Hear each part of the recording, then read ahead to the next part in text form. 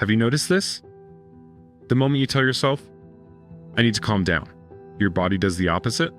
Your chest tightens, your thoughts speed up, and suddenly, calm feels even further away.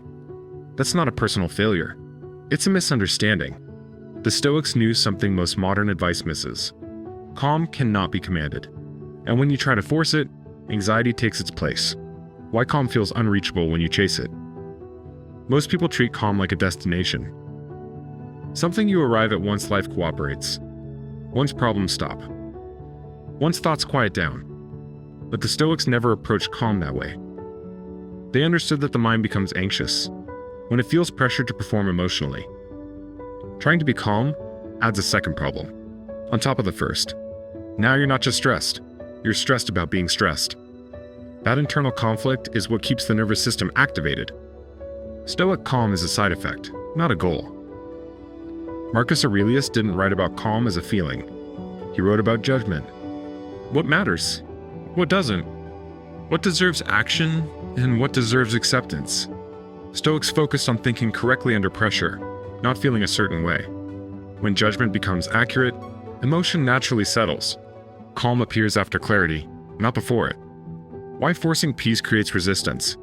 Here's what happens when you force calm. Your mind hears, "You shouldn't feel this way?" And the body responds with resistance. Epictetus warned that distress comes from arguing with reality, including the reality of your current emotional state. Stoicism doesn't ask you to erase emotion. It asks you to stop adding meaning and self-judgment to it.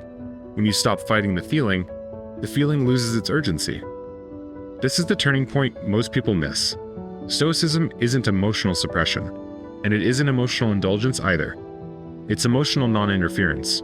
Once you stop trying to fix the feeling, you free the mind to focus on what actually matters, and that's where calm begins to stabilize.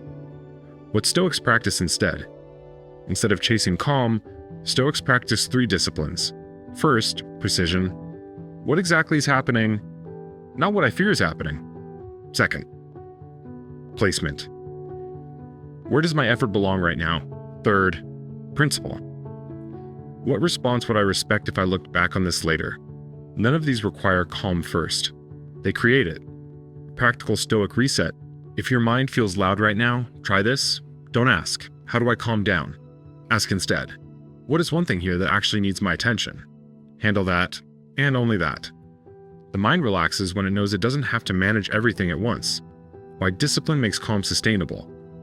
Calm that depends on circumstances disappears quickly. Stoic calm is different. It's built on discipline. Clear standards, limited focus, controlled responses. When discipline is in place, the mind stops negotiating with chaos. And when there's no inner argument, calm becomes stable. Not fragile, not temporary. Reliable. If you remember one thing from this video, let it be this. You don't need to force calm into existence. You need to remove what's preventing it. Let go of emotional demands. Let go of self-judgment. Let go of fighting your own mind. Clarity first. Discipline next. Calm follows. If this helped you see calm differently, watch the other long-form videos on the channel. We go deeper into Stoic discipline, emotional control, and quiet strength.